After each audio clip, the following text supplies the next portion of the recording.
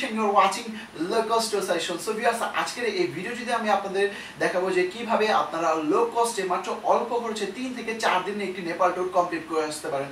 নেপালে আপনারা কোথায় গিয়ে থাকবেন, কোথায় থেকে আপনারা কোন প্লেসগুলো ঘুরতে যাবেন এবং কি বাসে গেলে বাসগুলো কোথায় পাবেন, ট্যাক্সি নিলে কোথা থেকে হায়ার করতে পারবেন, পুরো ডিটেইলস আপনাদের এই ভিডিওটির মাধ্যমে দেওয়া হবে, যার কারণে ভিডিওটি লাস্ট পর্যন্ত দেখার চেষ্টা করবেন।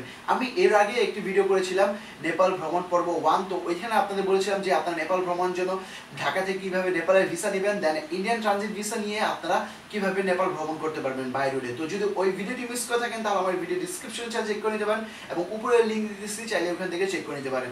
সো ভিউয়ার্স, আজকের ভিডিওটি শুরু করা যাক। এই ভিডিওটি কিন্তু অনেক ইম্পর্টেন্ট ভিডিও। যদি আপনারা নেপাল ভ্রমণ করতে চান মাত্র অল্প খরচে, তাহলে এই ভিডিওটি লাস্ট পর্যন্ত দেখার চেষ্টা করবেন। সো ভিউয়ার্স, ভিডিওটি শুরু করার আগে আপনাদের আরেকটি কথা বলতে চাই, সেটা হচ্ছে কি, যারা আমার চ্যানেলকে এখনো পর্যন্ত সাবস্ক্রাইব করেনি, আমার ভিডিও নিচে রেড কালার একটি সাবস্ক্রাইব বাটন দেখতে পাচ্ছেন, তো এটা প্রেস করে দিবেন, সাথে একটি বেল বাটন পেয়ে যাবেন, ওটাও প্রেস করে দিবেন আপডেট ভিডিওগুলো পাওয়ার জন্য। So viewers, let's get start the video.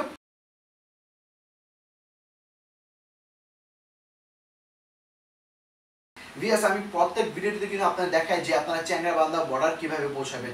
Actually নেপালে যেতে হলে কিন্তু আপনাকে চ্যাংরাবান্ধা বর্ডার দিয়ে যেতে হবে। যখন আপনারা নেপালে ভিসা ফর্ম করবেন, ট্রানজিট ভিসা নেবেন ইন্ডিয়ান, তখন কিন্তু আপনাকে উল্লেখ করতে হবে যদি আপনারা নেপাল যান, তাহলে আমি ওই ফর্মে আগের ভিডিওতে দেখিয়ে দিয়েছিলাম যে চ্যাংরাবান্ধা রানীগঞ্জ কিন্তু আপনাকে উল্লেখ করতে হবে। এন্ট্রি পয়েন্ট আবার এক্সিট পয়েন্ট সেটা হচ্ছে একটি বর্ডার, যে বর্ডার দিয়ে এন্ট্রি করবেন আবার ওই বর্ডার দিয়ে এক্সিট করতে হবে। তো রানীগঞ্জ দিবেন, চ্যাংরাবান্ধা রানীগঞ্জ। তো ভিউয়ার্স, ওই ভিডিওটি দেখে দিয়েছিলাম, যারা দেখেন না তো চাইলে চেক করে নিতে পারেন। তো এখন কথা হচ্ছে কি, চ্যাংরাবান্ধা পর্যন্ত যে আপনারা লো কস্টে কীভাবে পৌঁছাবেন এই নিয়ে অনেক ভিডিও আছে, আমার ভিডিও ডিসক্রিপশনে চাইলে এখান থেকে চেক করে নিতে পারেন, এখানে দিয়ে দিতেছি। তো আমি চ্যাংরাবান্ধা পৌঁছানোর পর থেকে আপনাদের সাথে আলোচনা করব। ধরলাম একটা ডে ধরে নিলাম, কারণ যদি আমরা ডে না কাউন্ট করি তাহলে আপনারা বুঝতে পারবেন যে কয়দিন আপনারা ট্যুরটি কমপ্লিট করতে পারবেন। তো ভিউয়ার্স, যখন আপনারা চ্যাংরাবান্ধা পৌঁছাবেন তো ওই দিনই হবে আপনার ডে 1। ধরুন আজকে আপনার বাস হচ্ছেন, তো আজকে কাউন্ট করবো না, পরের দিন থেকে আপনারা যেই দিন বুড়িমারি বর্ডার পৌঁছাবেন তো ওই দিন ডে 1। তো ধরলাম আপনারা কালকে ডে 1 আপনারা বুড়িমারি বর্ডারে মোটামুটি 9টা বাজে পৌঁছে গেছেন। তো বর্ডার খুলে 9টা বাজে, তো বর্ডার প্রসেসিং কমপ্লিট করে আপনারা 11টা, ধরলাম 2 ঘন্টা লাগলো, 11টা সাড়ে 11টার মধ্যে আপনারা চ্যাংরাবান্ধা বর্ডার পৌঁছে গেলেন। বুড়িমারি তো এই পাশে, তো বুড়িমারি থেকে ইমিগ্রেশন কমপ্লিট করে আপনার চ্যাংরাবান্ধা যে বাজার, তো ওইখানে পৌঁছে গেলেন। ওইখান থেকে আপনারা বাসে করে ডাইরেক্ট চলে যেতে পারেন শিলিগুড়ি পর্যন্ত। শিলিগুড়ি যেতে লাগবে মোটামুটি 2 থেকে আড়াই ঘন্টা চ্যাংরাবান্ধা বর্ডার থেকে। তো শিলিগুড়ি যাওয়ার পর ওইখান থেকে আপনারা পানি ট্যাঙ্কির উদ্দেশ্যে বাস নিতে পারেন। পানি ট্যাঙ্কি হচ্ছে কি, আপনার নেপাল ইন্ডিয়ান যে বর্ডারটা, তো ওটা হচ্ছে কি পানি ট্যাঙ্কি। তো আপনারা শিলিগুড়ি থেকে পানি ট্যাঙ্কি অ্যাভেলেবেল বাস পেয়ে যাবেন। মোটামুটি আপনার 26 কিলোমিটার রাস্তা, আর যেতে 1.5 ঘন্টা সময় লেগে যাবে।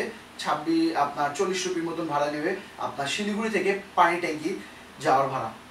তো ভিউয়ার্স, পানি ট্যাঙ্কি যাওয়ার পর মোটামুটি আপনার 3টা থেকে 4টা বেজে যাবে পানি ট্যাঙ্কি যাওয়ার। তো আপনারা ভিউয়ার্স, পানি ট্যাঙ্কি যাওয়ার পর ইমিগ্রেশন প্রসেস কমপ্লিট করে ওইখান থেকে আপনারা পায়ে হেঁটেই যে নেপাল বর্ডার আছে কাকুরভিটা, তো ওইখানে চলে যেতে পারেন পায়ে হেঁটে, অথবা রিক্সায় করে। এখানে বাংলাদেশের মতো রিক্সাতে পাওয়া যায় বাংলাদেশের মতো, তো রিক্সায় করে চলে যেতে পারেন, অথবা পায়ে হেঁটে যেতে পারেন, একটুখানি রাস্তা। তো ভিউয়ার্স, আপনার কাকুরভিটা ইমিগ্রেশন প্রসেস কমপ্লিট করে কাকুরভিটা ডান পাশেই হাতেই যে রাস্তা, ওইখানে আপনার পেয়ে যাবেন কাকুরভিটা বড় একটা বাস স্ট্যান্ড।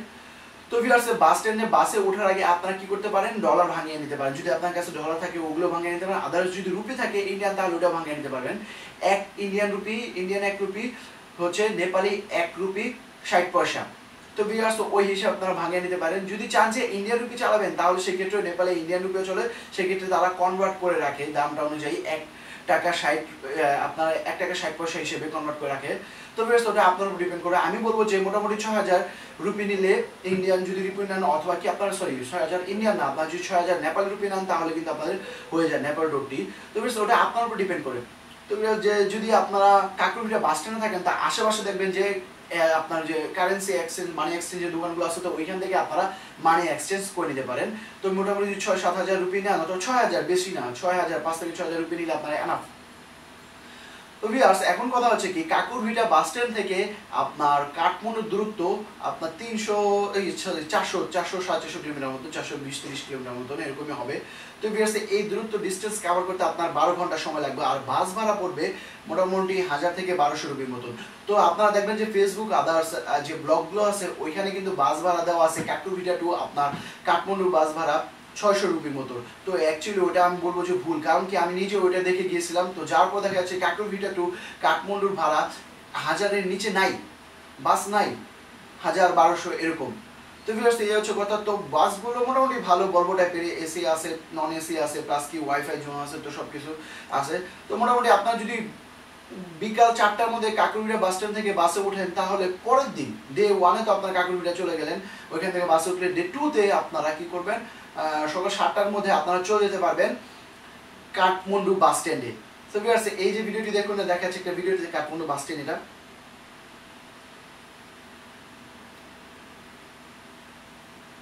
ভিউয়ার্স আপনারা কাঠমান্ডু বাস স্ট্যান্ড থেকে একটি অটো নিয়ে মাত্র 20 রুপি নিবে, আপনারা বালাজি চকে চলে যেতে পারেন। বালাজি চক হচ্ছে কি যে নেপালের থামেল সিটি, ওটার পাশে একটি রাস্তা বালাজি চক, একটা চত্বর। তো ওইখানে চলে গেলে ওইখান থেকে আপনারা হেঁটে থামেল সিটির ভিতরে ঢুকতে পারেন। থামেল শহর হাতের ডানে, বালাজি চক থেকে হাতের ডানেই আপনার থামেল সিটি। তো ভিউয়ার্স কাঠমান্ডু তো নামলেন, কাঠমান্ডু আপনার স্ট্যান্ডে নামলে ওইখান থেকে আপনারা অটো নিয়ে ডাইরেক্ট চলে যেতে পারেন বালাজি চক, এবং বালাজি চকের হাতের ডানে হচ্ছে আপনার Thamel city. So viewers Thamel city আপনার একটা ভিডিও দেখাচ্ছি, কারণ থামেল সিটিটা কিন্তু অনেক একটি সুন্দর একটা সিটি। থামেলের রাত অনেক সুন্দর রাত, তো যদি আপনারা না থাকেন তাহলে বুঝতে পারবেন না। অ্যাকচুয়ালি যারা আপনার থাইল্যান্ডে ভ্রমণ করেছেন, যে থাইল্যান্ডের যে আপনার পাতায়া অথবা থাইল্যান্ডের ব্যাংককে যে সুকুমভিতে যারা ছিলেন, তো তারা তো দেখতে পাচ্ছেন যে সুকুমভিতে রাত কিরকম থাইল্যান্ডের ব্যাংককের।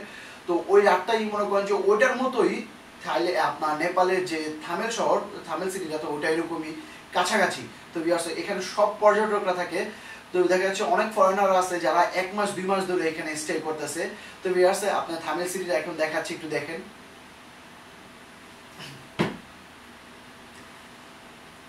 নেপালে এসে কাঠমান্ডু থেকে কাঠমান্ডুতে না থাকার চেষ্টা করবেন, কাঠমান্ডু বাজারে ওখানে রুম না নিয়ে জাস্ট আপনার থামেল চলে আসবেন। থামেল শহরে এসে থামেল সিটিতে রুম নিয়ে থাকার চেষ্টা করবেন। থামেলের রুম ভাড়া নেবে 1000 রুপির মতন, কারণ ওইখানে কি হচ্ছে থাকাটা একটু এক্সপেন্সিভ, কারণ সব টুরিস্টরা এখানে এসে থাকে, থামেল সিটিতে এসে থাকে। এখানে সব টপ আছে সব কিছু, প্লাস এক্সক্লুসিভ কিছু জিনিস পাওয়া যায়, যার কারণে এখানে সবাই থাকে এবং এনজয় করে। তো দুপুর থেকে রাতের যে থামেল সিটিটা, তো এটা দেখতে আরো অনেক বেশি সুন্দর। ভিউয়ার্স এই কারণে সবাই এখানে এসে থাকার চেষ্টা করে। আর থামেল সিটি থেকে যে এরিয়া, যে আপনার সিটি টোরটা আছে, দেওয়া অনেক ইজি, এখানে আশেপাশে সবকিছু পাওয়া যায়, যার কারণে আমি বলতেছি থামেল সিটিতে এসে থাকার জন্য। তো এবার যদি আপনারা সকাল 7টার মধ্যে আপনারা কাঠমান্ডু পৌঁছে যান, ওখান থেকে আপনার থামেল সিটি যেতে যেতে, আপনার থামেলের মধ্যে যেতে যেতে আপনার 7:30 বাজবে। তো থামেল যাওয়ার পর ওখানে রুম নিয়ে 7টা 8টা 9টা বাজলে আপনার রুম বুকিং করতে পারেন। তো রুম মোটামুটি থামেলে নিলে 1000 রুপি নেবে। আপনার আইডেন্টি প্রুফ এত বেশি চায় না, আপনারা কি করেন না করেন এরকম কোনো কিছু চায় না, জাস্ট একটা ফর্ম দেয়, ওইখানে আপনার যা লিখবেন তাই। থামেলে আমি লক্ষ্য করছি কোনো হোটেল এরকম বেশি এত আইডেন্টি প্রুফ চায় না, জাস্ট আপনারা যা ফর্মে পূরণ করবেন ওটাই ওরা অ্যাকসেপ্ট করে নেয়। দেন আপনারা অ্যাডভান্স আগে দিয়ে দিলেন কিছু অথবা পরে দিলেন, তো এটা নিয়ে কোনো ঝামেলা নেই। তাহলে রুম বুকিং করার পর আপনারা কি করে, ওরা একটা প্যাকেজ দেয় আপনাদের, বলে যে ভাই আমরা এরকম এরকম প্যাকেজ আছে, আপনাদের সিটি ট্যুর দেওয়াবো আপনার 3000 রুপি, দেন পরের দিন আপনাদের এখানে নিয়ে যাবো 2000 রুপি, 4000 রুপি। তো এরকম করে একটা প্যাকেজ দেওয়ার চেষ্টা করে অনেক বড়। তো আমি বলবো যে ওই প্যাকেজটা নেওয়ার চেষ্টা করুন না। আপনারা চাইলে এখান থেকে বাংলাদেশ থেকে আপনারা আপনার নেপাল ভ্রমণের আগে কিছু জায়গা কোথায় কোথায় ঘুরবেন, তো ওগুলো নোট করে নিতে পারেন। আদারওয়াইজ আমি ভিডিওটিতে আপনারা দেখা দিতেছি যে কী কী প্লেসগুলো আপনারা ঘুরতে পারেন, আপনারা ভুলে ওইখান থেকে প্যাকেজ নেওয়ার চেষ্টা করবেন না, কারণ প্যাকেজের প্রাইস প্রচুর থাকে। তো ভিউয়ার্স আপনারা হোটেলে ফ্রেশ ট্রেশ হয়ে বালাজি চকে চলে যেতে পারেন 9টা 9:30টার মধ্যে সকাল। তো বালাজি চকে যাওয়ার পর ওইখানে আপনারা রাস্তায় স্ট্রিট ফুড পাবেন অথবা ভাত পেতে পারেন, বাঙালি খাবার পেতে পারেন। ওখান থেকে খাওয়া দাওয়া শেষ করে আপনারা চলে যেতে পারেন পাশুপতিনাথ মন্দির। তো ভিউয়ার্স বালাজি চক থেকে যে বাসগুলো সোজা রাস্তা দিকে যায়, তো ওটা হচ্ছে পাশুপতিনাথ মন্দিরে বরাবরই যায়। তো আপনারা যে কাউকে বালাজি চকে দাঁড়িয়ে বলতে পারেন যে ভাই পাশুপতিনাথ মন্দির কিভাবে যাব, তো বললে ওরা দেখিয়ে দেবে যে রাস্তাটা এইখান থেকে এই বাসটা ধরুন, এই বাস ধরলে আপনাকে সোজা পাশুপতিনাথ মন্দিরে নামিয়ে দেবে। মোটামুটি 20 মিনিটও লাগে না পাশুপতিনাথ মন্দিরে যেতে। তো 20 রুপি ভাড়া নেয় আপনার যে বালাজি চক আছে ওইখান থেকে পাশুপতিনাথ মন্দিরে যাওয়ার ভাড়া। তো ভিউয়ার্স মোটামুটি 20 রুপি নেয়, আপনারা 20 মিনিটে মোটামুটি চলে যাবেন পাশুপতিনাথ মন্দির, আপনারা দেখতে পারেন ঘুরে। সো ভিউয়ার্স পাশুপতিনাথ মন্দির দেখার পর আপনার বের হয়ে এখান থেকে চলে যেতে পারেন যেটা বলে পাঠান দরবার স্কোয়ার। তো ওইখানে আপনারা চলে যেতে পারেন, ওইখানে যাওয়ার জন্য বাস ভাড়া নেবে 15 রুপির মতো। তো ভিউয়ার্স যে পাশুপতিনাথ থেকে আপনারা পাশুপতিনাথ মন্দির থেকে আপনারা বের হলেন, বের হওয়ার পর ওইখানে আবার অ্যাভেলেবেল বাস পাওয়া যায়। যদি আপনারা না জানেন তাহলে আপনারা হিন্দিতে যদি একটু কথা বলতে পারেন যে দরবার স্কোয়ার যাবো, দরবার স্কোয়ার যাएंगे कैसे जाना पड़ेगा। তো ওরা সাহায্য করবে। নেপালে মানুষ অনেক হেল্পফুল, যদি আপনারা না পারেন অথবা না বুঝেন তাহলে সেই ক্ষেত্রে আপনাকে বুঝিয়ে দিবে। আদারওয়াইজ যদি আপনারা বাস না পান কোথায় থেকে চালে, তো আপনাকে ওই বাস স্টপ পর্যন্ত আপনাকে নিয়ে গিয়ে ছেড়ে দিয়ে আসবে। তো ভিউয়ার্স এতটা হেল্পফুল, তো যে কাউকে জিজ্ঞেস করলে আপনাকে বাসে দেখে দেবে। যদি আপনারা এই দুইটা জায়গায় আপনারা হোটেল থেকে বুকিং করে আসেন গাড়ি, তাহলে কিন্তু সেই ক্ষেত্রে অনেক টাকা যাবে। আর দেখেন বাসে করে যদি আসেন তাহলে একটু পরিশ্রম গেল, কিন্তু কি আপনার খরচটা কমে আসলো, সময়ও কমে আসলো, খরচও কমে আসলো, তো সময় লাগে না। তো ভিউয়ার্স পাশুপতিনাথ মন্দির থেকে বের হয়ে আপনারা অনলি 15 রুপিতে চলে যেতে পারবেন দরবার স্কোয়ার। সো ভিউয়ার্স দরবার স্কোয়ার যাওয়ার পর, দরবার স্কোয়ার ঘোরার পর আপনারা ওইখান থেকে বের হয়ে চলে যেতে পারেন যে আপনার মাঙ্কি টেম্পল আছে ওইখানে চলে যেতে পারেন। তো ভিউয়ার্স আপনাদের ভিডিওগুলো দেখাচ্ছি যে কোন কোন প্লেসগুলো আপনারা ঘুরতে পারেন। তো এগুলো হচ্ছে কি একদম আশেপাশে, আপনারা চাইলে বাসে করে ঘুরতে পারেন যে কাউকে জিজ্ঞেস করে। যদি আপনারা ট্যাক্সি নিয়ে এই কটা প্লেস দেখেন তাহলে আপনার মোটামুটি 2 থেকে আপনার 2.5 থেকে 3,000 রুপি চলে যাবে। কিন্তু যদি আপনারা বাসে করে দেখেন তাহলে হাইস্ট গেলে 100 রুপিতে আপনারা এই কটা প্লেস কভার করতে পারবেন। সো ভিউয়ার্স প্লেসগুলো দেখুন ঘোরার।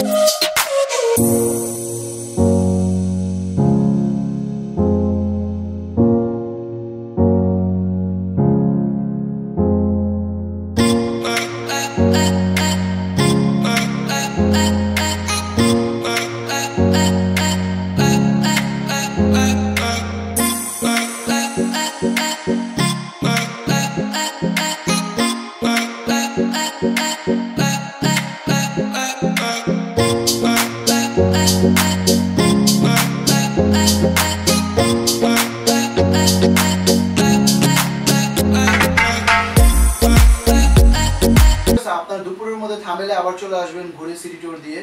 তো আসার পর আপনারা চাইলে ওইখানে নেপালে যে শপিং মলগুলো আছে তো থামেলের, তো ওগুলো ঘুরে দেখতে পারেন। আদার্স স্ট্রিট ফুড রাস্তায় খেতে পারেন, ঘুরে দেখতে পারেন। সো ভিউয়ার্স ডে 2তে থামেলে একটি সুন্দর রাত কাটানোর পরে আপনার পরের দিনের জন্য প্রিপারেশন নিতে পারেন। রাত্রে হোটেলে এসে স্টে করার পর ডে 2তে আপনারা পরের ডে 3তে আপনারা হোটেল ছেড়ে, থামেল থেকে আপনারা হোটেল ছেড়ে চলে যাবেন ডাইরেক্ট বালাজি চকে। ওই যে বলেছিলাম যে বালাজি চক, তো বালাজি চক থেকে আপনারা একটি ট্যাক্সি, আপনার যে শেয়ারিং ট্যাক্সিগুলো আছে অথবা শেয়ারিং যে জিপগুলো আছে অটোগুলো, তো ওগুলোতে করে আপনারা টেম্পো বলে ওদের, তো শেয়ারিং টেম্পোতে করে আপনারা চলে যেতে পারেন কালাঙ্কি বাস স্ট্যান্ড। তো ভিউয়ার্স এটা নেপালের একটি বাস স্ট্যান্ড, কালাঙ্কি বাস স্ট্যান্ড, অনেক বড় একটা বাস স্ট্যান্ড। বালাজি চক থেকে মনে করুন 15 মিনিট লাগে কালাঙ্কি বাস স্ট্যান্ড যেতে। তো ওই কালাঙ্কি বাস স্ট্যান্ড থেকে আপনারা পোখরা যাওয়ার জন্য বাস পেয়ে যাবেন। পোখরা যাওয়ার জন্য বাস অথবা ট্যাক্সি, শেয়ারিং ট্যাক্সি, তো এগুলো সব কিছু পেয়ে যাবেন। যদি আপনারা মোটামুটি হোটেল ছেড়ে ডে 3তে আপনারা সকাল সকাল হোটেল ছেড়ে 7টার মধ্যে যদি আপনারা হোটেল ছেড়ে বালাজি চক যান, এবং বালাজি চক থেকে ওইখান থেকে আপনারা 15 রুপি ভাড়া দিয়ে 15 মিনিটের মধ্যে আপনারা কালাঙ্কি 7:30টার মধ্যে আপনারা পৌঁছে গেলেন কালাঙ্কি বাস স্টপে। তো ভিউয়ার্স কালাঙ্কি বাস স্টপ থেকে আপনাদের ভাড়া নেবে পোখরা যেতে। যদি বাসে যান তাহলে মোটামুটি 300 রুপি ভাড়া পড়বে, আর যদি আপনার ট্যাক্সিতে শেয়ারিংয়ে যান তাহলে সেক্ষেত্রে 400 থেকে 500 রুপি পড়বে, আর সময় লাগবে 5 ঘন্টা। যদি আপনারা 7:30 বাজে রওনা দেন তো 12টা 7, 5, 12, 12:30টার মধ্যে আপনারা পোখরাতে পৌঁছে যাবেন, পোখরা সিটিতে। তো অ্যাকচুয়ালি আপনাকে পোখরা সিটিতে নামিয়ে দেওয়া হবে না, পোখরা সিটির আগে যে পোখরা ফাল লেক ওখানে কিন্তু আপনাকে নামিয়ে দেবে না। পোখরার আগে যে পৃথিবী চত্বর নামে একটা জায়গা আছে, একটা রাউন্ড চত্বর, তো ওই চত্বরের সামনে আপনাকে নামিয়ে দেওয়া হবে। তো ভিউয়ার্স এটা হচ্ছে এক ধরনের বিজনেস, সেটা হচ্ছে কি আপনাকে মেন পয়েন্ট নামা দেওয়া হবে না, মেন পয়েন্টে কিছুক্ষণ আগে কিছু রাস্তা আগে নামা দেওয়া হবে, দেন ওইখান থেকে আপনাকে আবার ট্যাক্সি করে আপনার মেন পয়েন্ট যেতে হবে, যেখানে যেটা হচ্ছে কি যে foul lake area, Pokhara foul lake এরিয়াতে, ওইখানে আপনাকে যেতে হবে লেক ভিউ এরিয়াতে। তো ভিউয়ার্স এই কারণে দেখা যাচ্ছে আবার 200 টাকা ট্যাক্সি ভাড়া খরচা যাচ্ছে। তো ভিউয়ার্স এটা হচ্ছে ওইখানকার প্রসেস, কিছু বলেও লাভ নেই।